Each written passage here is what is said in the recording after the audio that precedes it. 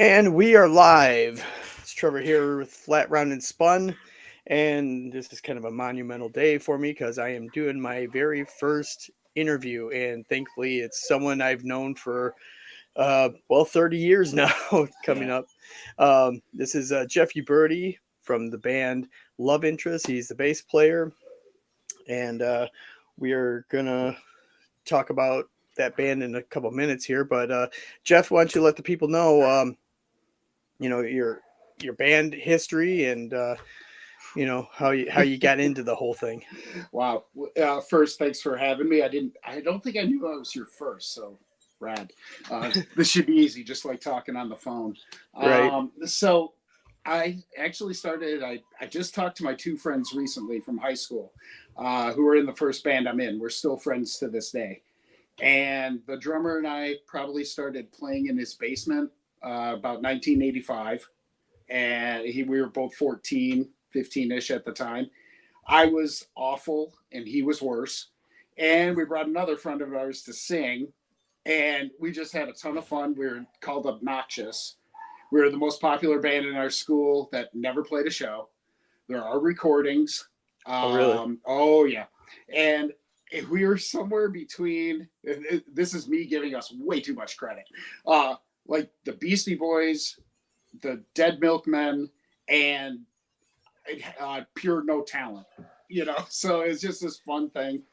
We did it for a while, and I kind of fell out of playing bands for a few years. Then I met, one of my best friends in the world, a friend of yours, Greg, Mm-hmm. at working at a record store, and we put together a band called World of Hurt, which lasted like 1990-ish through 2000. Mm-hmm. In between there, I played with a band called the Mutleys, which was a pop punk band. After World of Hurt broke up, I ended up in End It, which was kind of a thrashy death metal type thing. After that, Left in Ruin, which got me involved with a few of the guys from the Suicide Machines, who I'd been friends with anyways.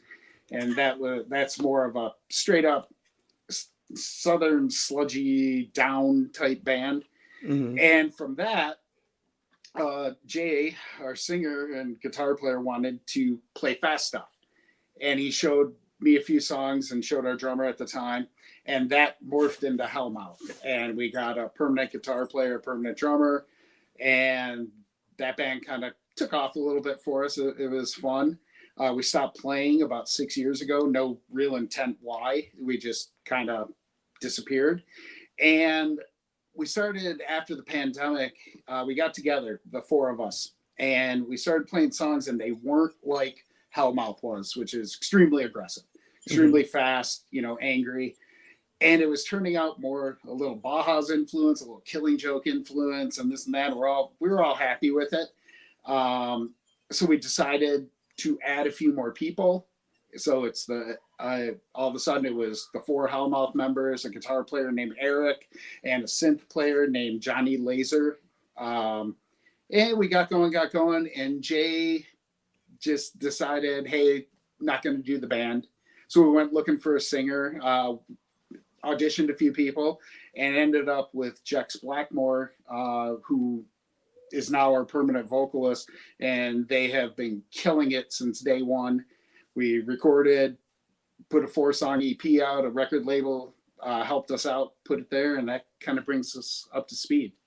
Okay. 30, I do. 35 years up to speed. Yeah. Right. Well, I do to make one correction. There was um uh oh shit, what was it? Rebel Spies. Oh, God. They're going to kill me. Yeah. Anyways, that was another pre-pandemic band. Rebel Spies. That's sad. I forgot that because it's my baby. Right. With great friends of mine, and the pandemic killed Spies, unfortunately, which was more based in the Bad Religion, 7 Seconds of Veil vein, which I love playing that stuff. Right. Yeah. I'm an love. idiot. I should have listed it out somewhere like a cheat sheet. That's all Yeah. right. No, but yeah, that album Rise, man, I love that record, and Thank that you. was the unfortunate part of being on the other side of the country. I never got to see you guys live. Right. So Just a bunch of old dudes playing fast punk, Right. So Eh, it was fun. well, and when I would describe the band, I would say to some people, I would tell them, I'm like, I know this kind of sounds like an oxymoron, but it's like melodic hardcore. Yeah, it's not because I don't mind that term at all. But there's a bunch of bands that fit in that, right? Right. I Yeah. think Bad Religion are probably the one that really comes to mind. Right. Are they punk? Sure are. Are they sort of hardcore? Yeah, they sure are they somewhere in between? Yeah. Mm-hmm. So it's a nice meld there. Yeah, that's a good description. Right. So with Love Interest, you record the EP, which I just happen to have Right right there. here. I don't even have one of those. I have You a don't? I have a test pressing. Okay. I don't actually have the copy of the record, so you're Yeah. one up on me. I got the clear. Oh, nice. Very nice. And this insert. I mean, I like that. Um, that a lot of records now are just coming with inserts and not the inner jacket, but great photograph of the band Yeah, that was fun. there and lyric sheet, and it's a nice introduction to the band. The four songs. About a month ago, um, your drummer and guitarist of the Suicide Machines was out here, and I was fortunate to hang out with them for a couple days. And he was saying that that's just kind of a sampling of what's to come. Yeah, I think he's right. This is a band that it hasn't been around for a long time, Right. and not we have no direction, but nothing's off the table. Mm-hmm. Let's say, all of us, the how many people are in this band? 6, yeah, or something like that. Right. All of us, our roots are in punk rock and hardcore and metal, extreme metal, this and that, the Right. indie scene, the underground stuff. And when we first started writing, I don't want to say we were guarded about it, but it's like, well, does this fit? Does that fit? Now it's throw your ideas out there. Let's see what happens. If everybody agrees, hey, we have a song. Right now we're in a little more of a punk rock vein with the new songwriting, Okay. which we're all excited about. It'll sound like the band, but it's got a little more energy to it, a little more, Mm-hmm. I guess, zip in the songs, let's say. Okay. But it doesn't mean we're not going to write something slower or sludgy or more industrial or more, who knows, synth dance type thing. We don't really know. So there's a lot of brains in this band. And what I mean by that is everybody's got a lot of ideas. And Okay. which probably can be a good thing, or if we run into it, might be a bad thing at one point if we're all thinking too many ideas in something. But it's worked out really well, so I'm kind of excited to see where we're going too. Well, it sounds like also with that amount of members and the different backgrounds, it can go in different avenues and still fit within the walls of Love Interest. Yeah, which when we were talking about that, because even the label and a few other people, they're like, well, what are you? Okay, it's genres are great. I have no problem with genres, Right. because it tells me what I'm getting into, right? Or at least gives me an idea. Well, if you look, because I did the Discogs page on Love Interest, Mm-hmm. and if you look at the genres, I made it like this fucking long. It's like, oh, this, we're that, because I just kept going. But really, I mean, we're just kind of an alternative band, I would say, Right. and sometimes things might sound like The Cure. Sometimes it might sound a little Alice in Chainsy. Sometimes it might, sound a little Smiths pop there, or something heavier, or something, it's all over the place. So that's kind of how I look at it. We're just Right. on the left of the dial, 120 minutes we hopefully would have been on in the late 80s and 90s Right. if we got that big.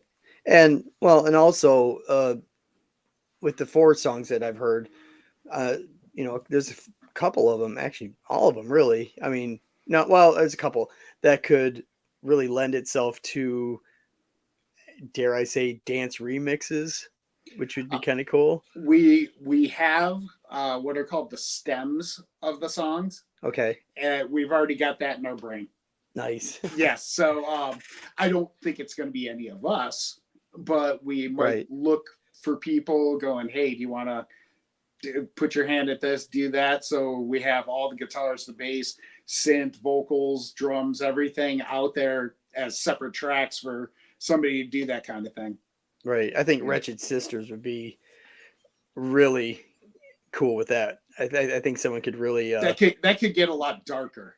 I can right. see, right? But yeah, Yeah. and though I have to say because it's you have a signature part in it, even though it's just a thumping bass, but it sticks out so well at the beginning there. I love it. Well, hey, I'll send you the stems. You could work with it. I can't mix cake mix, so Right. Yeah. and that's all prepackaged. That's funny. Yeah, I could see some of that happening. I have I was just showing you before we went on all the records behind me. I Mhm. have a lot of Cure and Cult 12-inch records. Right. And the Cure were fine at it, but the Cult were really good about giving remixes. Mhm. And you're going, okay, She Sells Sanctuary, which is one of my favorite songs on the earth. Absolutely. Like, how can somebody remix that? It's perfect the way it is. And I listen to the remixes, I'm like, God, that's just being run through a different filter. That's Mhm. being run through another musical mind, how they would have heard this song. And Right. I love that kind of stuff. And also there's like, some cut and paste with that song too to make it, instead of this long, it's, this long and it Absolutely. works. Yeah, absolutely. So Yeah, I think definitely those songs could lend itself to dance remixes and, maybe, slip it to the DJ at City Club. it's where the real money is, right? Right. So now I mean, this is probably a stupid question. So is there any plans on recording all the other songs at a later date? Yeah. What our plan is not to let too much out of the huddle Mhm. that we're talking with each other about is really to, with our age, with our experience, this and that, we would like to package this band for something a little bit bigger. Right. And it's not going to be the whole, hey, let's get signed and go tour. No, no, no, no. We've all kind of done that stuff before. Justin's still doing a bit of it with the Machines. Right. Alex with Temple of Void. This is, in this modern day and age, there's so many opportunities for like festivals or bigger gatherings of bands. Mhm. We'd like to find somebody. We've been talking to a few people just about how to do this, how to get to that kind of level, because the industry's changed. You can do things from the ground up, but at 52 years old, I'm not doing anything much from the ground up anymore. Right. So we do have bigger plans now. Whether recording comes out of that or whatever it is, we'll see where it goes.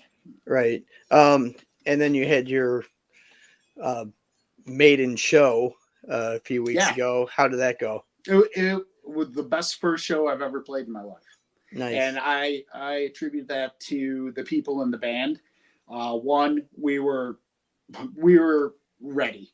That might be the most time I've played a set ever. Like Mhm. getting ready for a show, including like the Hellmouth release shows, which were really big things or whatever. We'd never practiced that much. I think there was like a nervous energy to get this right off the Mhm. bat. Plus, we were playing with two really cool bands, um, and we knew, hey, the crowd's there for them, not totally for us. So we gotta hit some people in the face right away, and it went really well. I was happy with it. Uh, so did you have people coming up that didn't know you at all? I mean, I'm sure, being in Detroit, friends showed up too. Oh, But absolutely. was there fans of the other bands there that came up to you afterwards and had Yeah, any I mean, encouraging words? people buying shirts or just the whole good set thing, that type of thing. Absolutely. Were there a lot of people we knew there? That's true also, because of, like you said, the maiden voyage, and that's Right. when everybody kind of wants to come out and see what's going on. Right. Especially since the record, the digitally and everything, the record came out before we played. There were Mhm. some people familiar with songs, this and that, which is always really cool. It's nice that people are paying attention. Right. Awesome.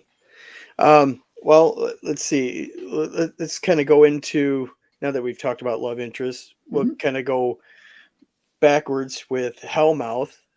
It was announced, I don't know, a couple months ago that there was something brewing, Yep. and turns out it's a show.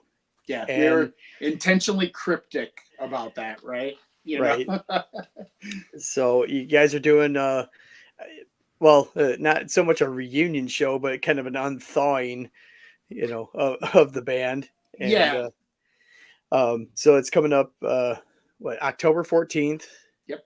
at the Sanctuary in Hamtramck, Detroit. And well, tickets went on sale yesterday, and congratulations, it's sold out in a few hours. Yep.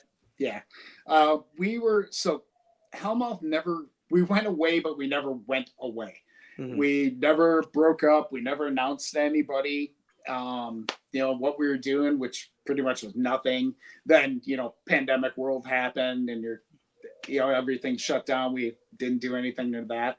Like I said, when at the end we got together to see where everybody's at, we're still friends. We're good Right. friends. So we got the idea because I forget when it was. It was at a record show that I run. The singer of a band named Snafu from Detroit, Right. Scott, he's like, listen, man, if we need some help, will you help us? And I'm like, sure. What do you need? And he said, we're having our record release, and we plan on doing like 6 of your songs. They did 6 Hellmouth songs. Oh shit. And what I didn't know at the time, because he never got a hold of me, they must have figured the songs out. They're not that hard, anyways. All of a sudden, Jay is up there singing with that band, Okay. the 6 songs. So it was like a little mini set and whatever, and people were just all over it, like, oh my god, we need this, we're blah blah blah. So it got us talking. It really did. Just not as friends, but about the band. Got us talking about everything, and we said, fuck it. You know what? Let's throw it out there, see what's up. Where do we want to play? Do we want to do this venue? Do we want to do that venue? And it was always in my idea, like, I would rather have people clawing to try to get in rather than a half full giant room. Right. And being gone, we haven't played for 6 years. Right. Being gone that long, I really didn't know what our status was. It's hard to tell. We don't, yeah, people mention us and ask us to play and this and that. That doesn't equal anything. So I was a Right. little nervous too. I didn't want to choose. There were talks of like St. Andrews or this Magic Stick or this and that, which could have worked out. I don't know. But I'm like, nah, why don't we just have the 300 most rabid fucking fans in Right. one spot? And so the Sanctuary was it, which, as you know, growing up here with us, used Hmm. to be a pretty famous club that I basically cut my teeth in playing Right. live at Paychecks. So there's connection there.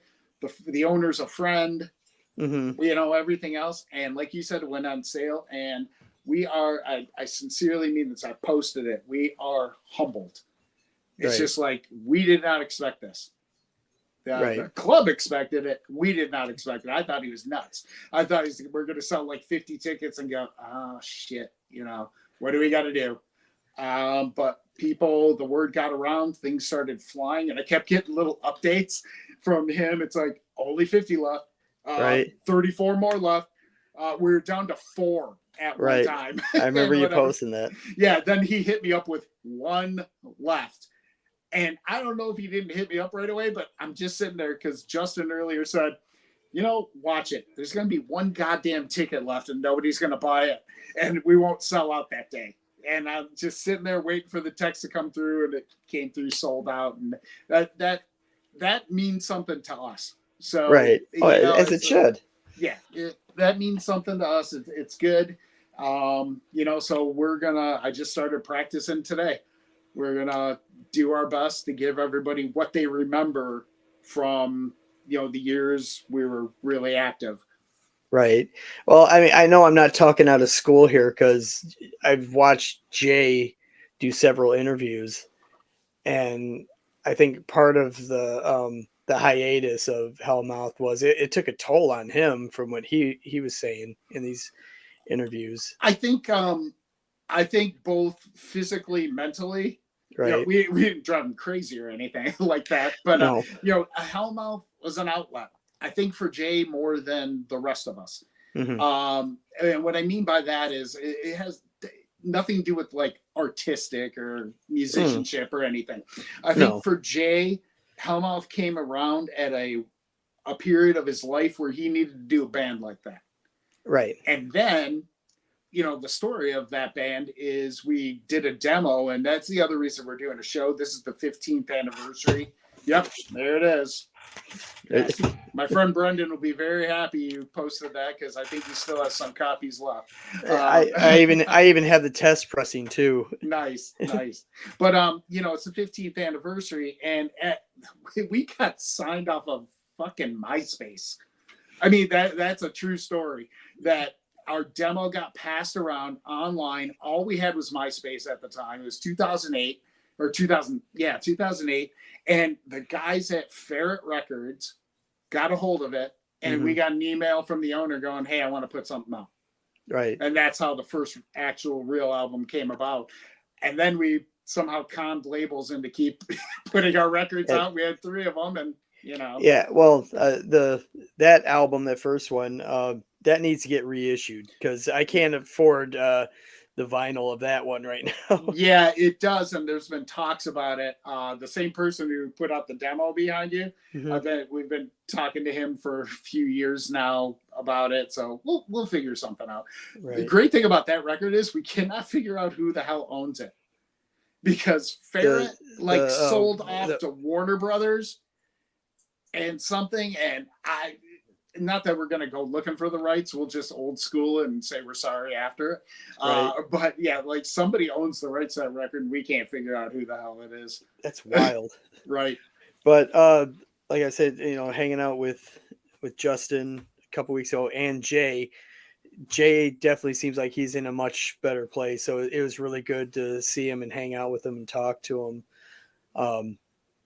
Actually, it was really good just seeing all the machines. Oh, absolutely. That was such a fun weekend to see those guys. So sorry, that's, video for 2 right there, but keep that brief. But like I was saying before, that this is a very vinyl centric channel. Right. Tell the people that, you're a buyer, seller, and do record shows too, right? Yeah. I keep referencing that Demos LP behind you. My very good friend Brendan and I started a record show in the Detroit area. It's called Gimme Gimme Gimme, spelled the Black Flag way with an I at the end. But we had an idea. We're like, these record shows that are around, it's all the same. And no insult meant, even though it's going to be insulting. It's all the same guys who've been there for like 40 years. Pawning off their 45s nobody wants, or their scratched up fucking, Barbra Streisand records. And every once in a while you're digging through and you go, oh my God, how'd you get this in a sea of nothing? Right. So what we decided was, let's do something that's a little more centric to us and get people like we are, maybe who want to get rid of records, don't want to do those shows. We'll put it on at an independent venue. We'll have the bar open. It's all ages, just runs from 11 to 4 on a Sunday, easy, free to get in, none of the bullshit, like pay to get in early and raffles and all this garbage. Like, cut all that bullshit out and just have people with music. And we limit, we intentionally did things. It's a smaller place, so we only have 23, 24 tables. And we limit, except for 2 people have been grandfathered in, which are 2 record stores. Everybody only gets 1 table. I'm not letting some guy buy 3 things so he can put every piece of shit out there he wants to try to get rid of. So it makes people bring their A game. Right. Also. So that, and it's been a success, and people have loved it. We're on our 13th show. We do it once. We were doing it quarterly. We just shrunk it down a little bit, and it's going great. Awesome. What 2 record stores? Flipside and Village Vinyl. Still get 2 tables each. All right. Until I tell them they can't, but no, that's fine with me. They've been there since the beginning. Right. And hey, we take care of those that take care of us. So Right. And I mean, you have a little bit of history there with Flipside. I've kind of Kind worked there a long time. Yeah. right. Yeah. I still work there 3 whole hours a week. It's a tough work week, you know? Man. Yeah, I went to that store last summer, and I do like the setup. It's as opposed. I mean, obviously the one in Clawson, legendary. Right. But I think with the new building being a bit smaller, it was concentrating more on getting Yeah. quality stuff in there and not. I mean, sorry to well, I won't say it, but anyway. No, there's a lot. I'll say it. There's a lot of junk around that place. There still is. Okay. Yeah. That's not a problem. Me personally, the new building's great. The new city we're in is just fine. They've been wonderful.